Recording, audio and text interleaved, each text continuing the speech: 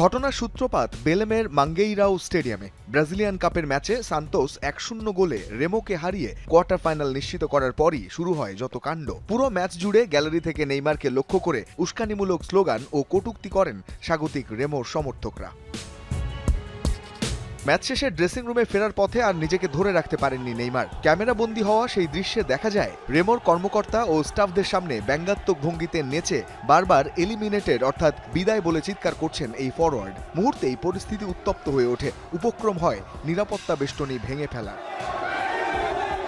Match শেষের এই বিশৃঙ্খলা মাঠের গণ্ডি পেরিয়ে পৌঁছে যায় ক্লাব কর্তাদের টেবিলে। রেমোর সভাপতি আন্তোনিও কার্লোস টেক্সেইরা সংবাদ মাধ্যমের সামনে নেইমারকে আক্রমণ করে বসেন তীব্র ভাষায়। তিনি নেইমারকে বদমাশ ও ভাঁড় আখ্যা দিয়ে বলেন, শিশুরা যাকে আদর্শ মানে তার এমন আচরণ কোনোভাবেই গ্রহণযোগ্য নয়।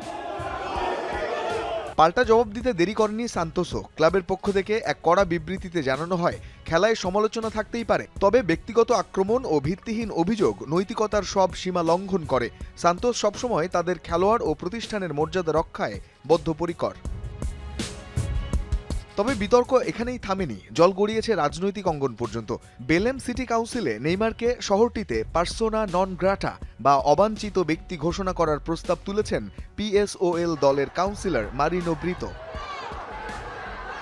তার অভিযোগ, একজন কোটিপতি ফুটবলার বেলেমে এসে স্থানীয় খেলোয়াড়দের অসম্মান করেছেন। যদিও শেষ পর্যন্ত কাউন্সিলের বোর্ড সেই প্রস্তাব ভোটাভুটিতে তুলতে রাজি হয়নি। তবে ব্রিতো সাফ জানিয়ে দিয়েছেন, এই লড়াই এখানেই শেষ হচ্ছে না। রঞ্জন শান্ত, যমুনা স্পোর্টস।